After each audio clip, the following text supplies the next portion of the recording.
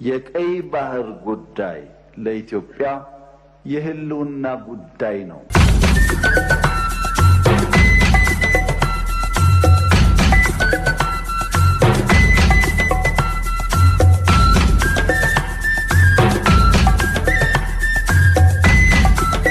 Mayday, mayday, mayday. Mayday, mayday, I'm going down. አንዳንዶች የነፍስ አድን ጥሪ ወይም ያደጋ ጊዜ ጥሪ ይሏታል። አንዳች አደጋ የታየ እንደሆነ ድንገት በሰዎች ላይ ጉዳት የሚያደርስ ክስተትም ያጋጠመ እንደሆነ እንዲህ ይባላል። ድረሱልን፣ እርዱን፣ አደጋ ገጥሞናል፣ እርዳታ እንሻለን፣ እገዛ ያስፈልገናል እንደማለት ነው። ቃሉ ፈረንሳይኛ ሲሆን እነርሱ ሜይዴይ ይሉታል፣ እርዱኝ እንደማለት ነው። እንግሊዞች ደግሞ ዲስትረስ ኮል ሲሉ ይጠሩታል፣ ያደጋ ጊዜ ጥሪ እንደማለት ነው። አውሮፕላን አብራሪዎች፣ የመርከብ ወይም የጀልባ ካፒቴኖችና ያደጋ ጊዜ ሰራተኞች የሚጠቀሙት ዓለም አቀፍ የጭንቅ ጊዜ ጥሪ ነው ይባላል። ይህ የጥሪ ቃል ከአንደኛ ዓለም ጦርነት በኋላ በእንግሊዝና በሌሎች የአውሮፓ ሀገራት መካከል የጨመረውን የአየር ላይ በረራ ተከትሎ ነበር አገልግሎት ላይ የዋለው። ዋና ዓላማውም ሁሉም ሀገራት በጋራ የሚግባቡበት የአደጋ ጊዜ ጥሪ እንዲሆንና አደጋን መከላከል እንዲቻል ነው። ፍሬድሪክ ስታንሊ ሞክፎርድ የተባለ የራዲዮ ኦፕሬተር ደግሞ ዛሬ በመላው ዓለም አጭር የመግባቢያ ኮድ የሆነውን ቃል ያገኘ ሰው ሆኖ ይነሳል።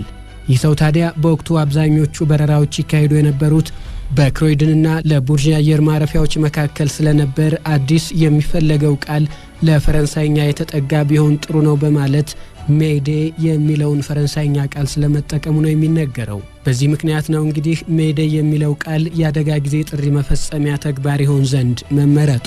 በርካታ ሀገራትና ዓለም አቀፍ የባህርና የአየር ትራንስፖርት ተቋማት እንዲሁም የአደጋ ጊዜ ሰራተኞችና የነፍስ አድን ተቋማት ከ1920ዎቹ መጀመሪያ ጀምሮ መጠቀም ስለመጀመራቸው ተጽፏል። ይህንኑ ቃል አሜሪካ ደግሞ ይህንን ቃል በመደበኛነት መጠቀም የጀመረችው በጎርጎሮሳውያኑ የዘመን ቀመር በ1927 ገደማ ነበር። በተለያዩ የራዲዮ ሞገዶች ጣልቃ ገብነትና በአየር ውስጥ ባሉ ሌሎች ጫጫታዎችና የፍሪኩዌንሲ ስርጭቶች ምክንያት መልእክቱን በትክክል ለተቀባዮቹ ለማድረስ አብራሪዎች ይህንን ቃል 3 ጊዜ እንዲሉት ወይም እንዲጠሩት ይጠበቃል። ሜይዴይ ያደጋ ጊዜ ነፍስ አድን ጥሪ ነው። አደጋ በሚያጋጥም ጊዜ 3 ጊዜ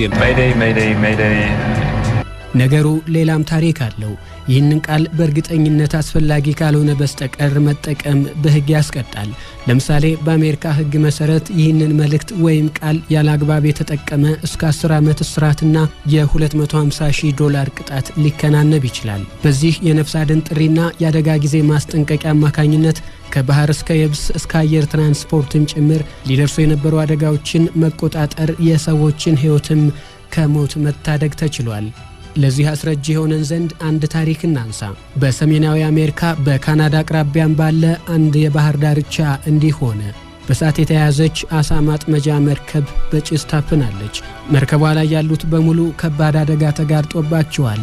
አንድ የባህር ዳርቻ ጥበቃ ኃላፊ የነበረ ካፒቴን ታዲያ እየሆነ ያለውን ዝም ብሎ ማየትን አልመረጠም። እናም ይህንን ድምፅ መቃተት ይጀምራል። Mayday, mayday, mayday. Mayday, mayday for JetBlue 161. ካፕቴኑ በዚህ መልኩ የሜይዴይ ጥሪ ባያሰማ ኖሮ ኖቲካል ሌጋሲ የተባለችው መርከብ ምኗም አይገኝም ነበር ይላሉ ሁነቱን ሲከታተሉ የነበሩና ካደጋው ተአምር በሚመስል ሁኔታ የተረፉ ሰዎች። የካናዳ የባህር ዳርቻ ጥበቃ አባላት ለጥሪው ፈጣን ምላሽ በመስጠታቸው የመርከቧን ሰራተኞች ሕይወት መታደግ ችለዋል። ለመሆኑ የሜይዴይ ጥሪ ምን ያህል ውጤታማ ነው ቢባል ግን አንዳንድ እውነታዎች የነገሩን አስፈላጊነት ቁልጭ አድርገው ያሳያሉ። በ2008 እንደ አውሮፓውያን አቆጣጠር ነበር የዩናይትድ ስቴትስ የባህር ዳርቻ ጥበቃ ተቋም 24000 የሚሆኑ ሕይወት አድን ተልእኮችን የተወጣው።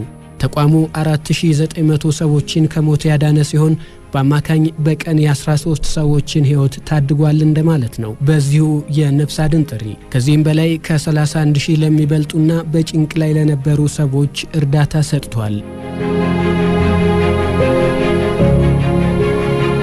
በ1500ዎቹ ከነበሩት የጥንቶቹ የድረሱልን ጥሪ ማስተላለፊያ ዘዴዎች ጀምሮ በዘመናት መካከል እየተለዋወጠ የመጣውና ዛሬ ላይ ሜይዴይ የሚል ዓለም አቀፍ መጠሪያን ያገኘው የአደጋ ጊዜ ጥሪ ዘለግ ያለ ጊዜ ያስቆጠረ ስለመሆኑም ይነገራል። በ1588 ሳንታ ማሪያ ዴላ ሮሳ የተባለችው የስፔን የጦር መርከብ በጣም ኃይለኛ በሆነ ማዕበል መወሰድ ስትጀምር የተኩስ ድምጽ በማሰማት የድረሱልኝ ጥሪ አቅርባ ነበር። ሆኖም መርከቧ የሰመጠች ሲሆን በውስጧ ከነበሩት ሰዎች መካከል ማንም ሊተርፍ አልቻለም። ጥንት የነበሩ ሌሎች ባህረተኞች ደግሞ የድረሱልን ጥሪ ለማቅረብ የሚያገለግሉ ባንዲራዎችን ይሰቅሉ ነበር። በርግጥ ዛሬም ቢሆን መርከበኞች የሚጠቀሙበት ትልቅ ቀይ የኤክስ ምልክት ያለበት ነጭ ባንዲራ የእርዳታ ጥሪ ለማስተላለፍ የሚያገለግል ዓለም አቀፋዊ ምልክት ነው። በ1760ዎቹ ደግሞ ባህረተኞች ሴማፎር የሚባለውን በምልክት መልእክት የመለዋወጥ ዘዴ መጠቀም ጀመሩ። በዚህ የመልእክት መለዋወጫ ዘዴ የሚጠቀም ሰው ሁለት ባንዲራዎችን በሰዓት ላይ እንደሚገኙት መቁጠሪያዎች አድርጎ ይይዛል።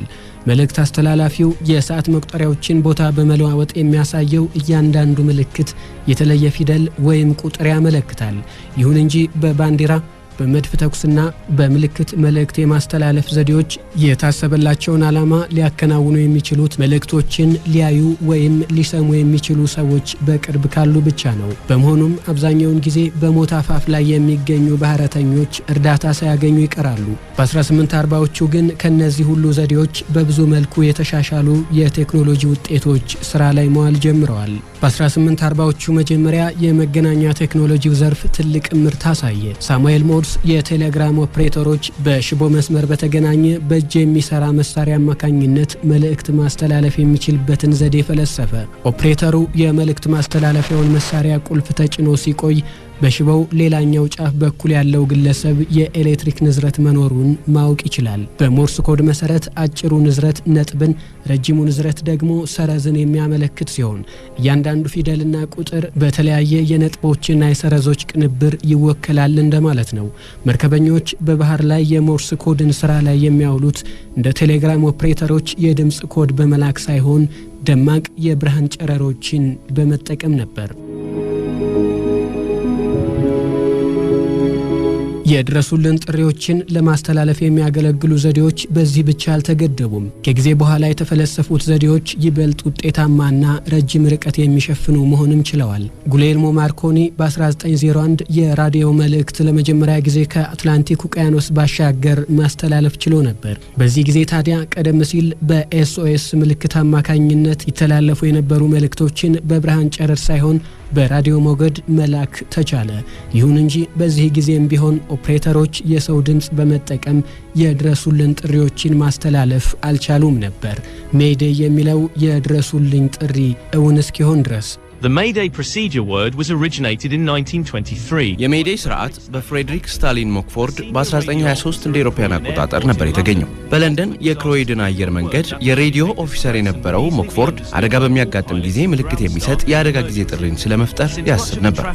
ይህ የአደጋ ጊዜ ጥሪ በአብራሪዎችና በበረራ ባልደረቦች የሚከናወን መሆኑንም እንዲሁ። በለንደን የክሮይድን ኤርፖርትና በፓሪስ ለቡርዣ ኤርፖርት የተፈጠረውን መጨናነቅ ተከትሎ አደጋዎችን በቀላሉ ለመከላከል በፈረንሳይኛ ሜይዴይ የሚል መጠሪያ ያለውንና እርዱኝ የሚል ትርጉም የያዘውን ኮድ ጥቅም ላይ አውሏል።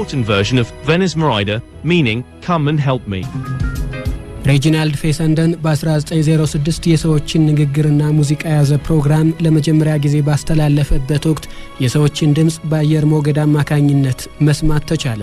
የራዲዮ መቀበያ መሳሪያ የነበራቸው መርከበኞች የፌሰንደንን ስርጭት ከ80 ኪሎ ሜትር ርቀት መስማት ችለዋል። በ1915 ብዙ ሰዎች በፈረንሳይ ፓሪስ ከተማ በሚገኘው አይፍል ታወር አካባቢ ሆነው 14000 ኪሎ ሜትር ርቀት ላይ ከሚገኘው ከኦርሊንግተን ቨርጂኒያ ዩናይትድ ስቴትስ የተላለፈውን ንግግር በቀጥታ ስርጭት ማዳመጥ በመቻላቸው ተደንቀውም ነበር። በ1922 ደግሞ ኤስኤስ አሜሪካ የተባለችው የመርከብ ሰራተኞች እነሱ ካሉበት 600 ኪሎ ሜትር ርቀት ላይ ካለችው ኒው ጀርሲ ውስጥ ከምትገኘው የዲል ቢች ወደብ ጋር በራዲዮ መገናኘት ችለው ነበር።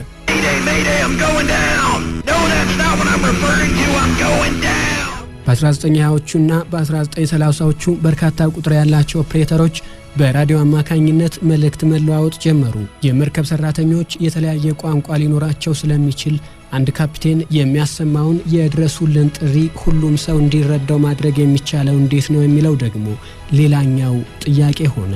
የራዲዮ ቴሌግራም ዓለም አቀፍ ጉባኤ በ1927 ሜይዴይ ዓለም አቀፋዊ የድረሱልን ጥሪ እንዲሆን በወሰነ ጊዜ ግን ይህ ችግር እስካሁንም ድረስ መፍትሄ አገኘ። ዋናው ነጥብ ታዲያ ይህ ነው። ዛሬ ባህር ላይ በመርከብ እየተጓዙ ወይም በአውሮፕላን እየበረሩ አደጋ ቢያጋጥመው አፋጣኝ እርዳታ የማግኘት እድሎ ሰፊ ይሆናል እንደማለት ነው። For millions of workers around the world, the 1st of May is their day. በዓለም ዙሪያ ለሚገኙና በሚሊዮን ለሚቆጠሩ ሰራተኞች የግንቦት ወር የመጀመሪያዋ ቀን የእነርሱ ናት። በ19ኛው መቶ ክፍለ ዘመን የአሜሪካ የሰራተኞች ማህበር ተመሰረተ።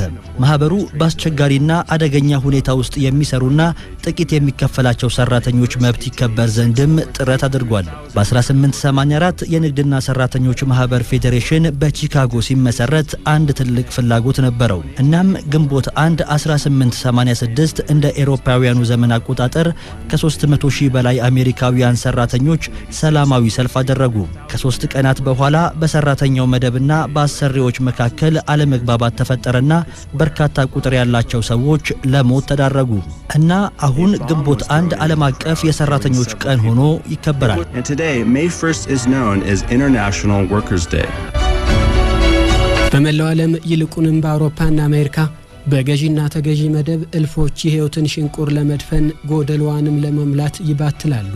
ጊዜው በዓለም የስልጣኔ ጅማሮ እውን መሆን የጀመረበት ዘመኑም የኢንዱስትሪ አብዮት የፈነዳበት ነበር። ያኔ ታዲያ ሁሉም ኑሮውን ለማቅናት ደፋ ቀና ይል እለት እለትም ይተጋ ነበር።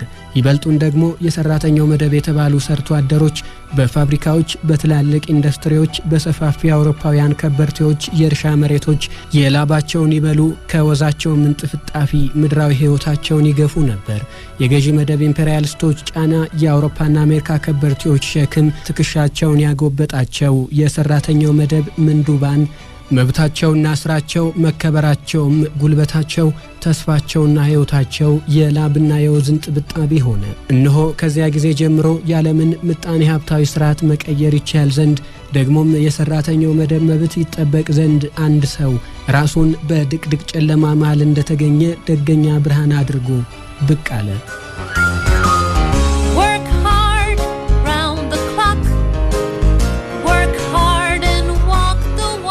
ግንቦት 1 በሆነ ጊዜ በ19ኛው መቶ ክፍለ ዘመን መባቻ በ1850ዎቹም የአውሮፓውያን የካፒታሊዝም ጅማሮ ከአውሮፓዊቷ ሀገር ጀርመን ለምንዱባኑ ቤዛ ለተገፉትም መከታ ይሆን ዘንድ ደግሞ የዓለም የተፋለሰ ሚዛንም ትክክል እንዲሆን የዲያሌክቲክ ንድፈ ሐሳብ ቀማሪው ካርል ሄንሪክ ማርክስ ስለ ሰራተኛው ዘብ መቆም ጀመረ። የድሃ ወዛደሮች በጉስቁልና የታጀበ ህይወት አእምሮውን ሰቅዞ ቢይዘው የከበርቴዎችና የኢምፔሪያሊስቶች የካፒታሊስቶችን ጭካኔና ብዝበዛ ቢበጠብጠው በሶሻሊስታዊ አብዮት የከበርቴውን መደብ መገርሰስ ይገባል በማለት በ19ኛው መቶ ክፍለ ዘመን የአውሮፓ ምንዱባን የህይወት ጠበቃ ሆነ። ከዚያ በኋላ ሜዴ ሲባል ካርል ማርክስ ይታወሳል። እርሱ ጀማሪው አስጀማሪውም ነውና።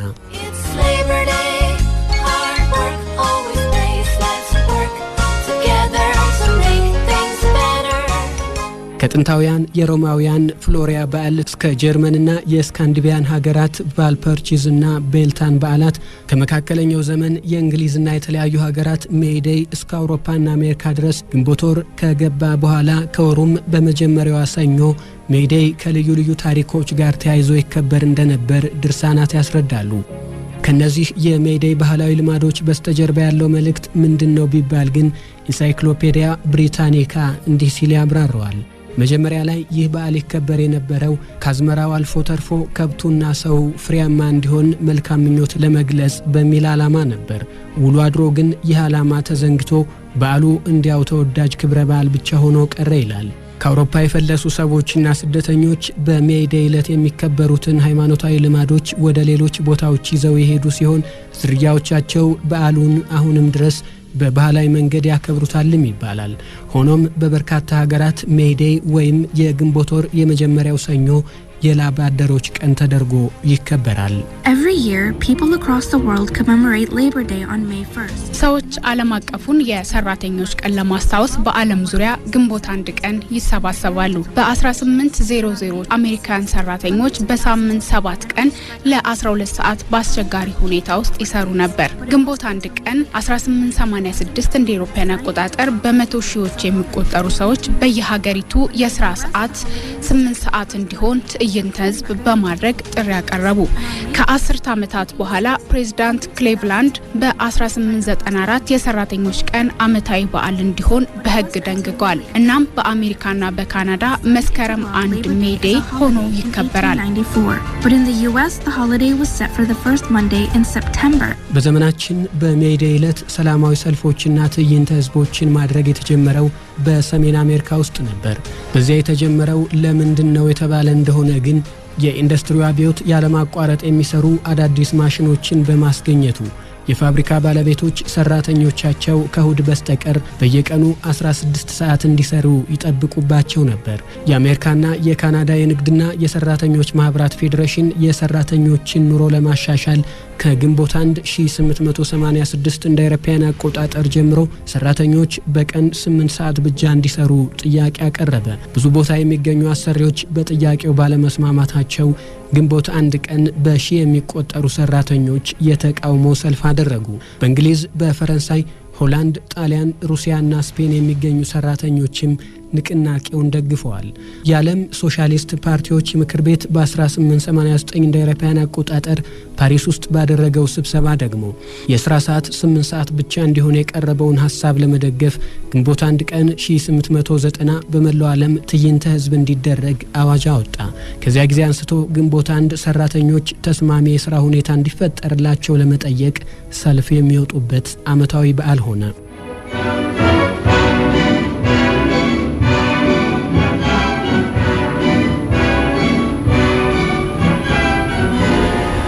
በቀድሞ ሶቪየት ህብረት ሪፐብሊኮች ውስጥ ሜይ ዴይ በወታደራዊ ሰልፍ እንዲሁም የቴክኖሎጂ ግኝቶችን በአደባባይ በማሳየት ይከበር ነበር።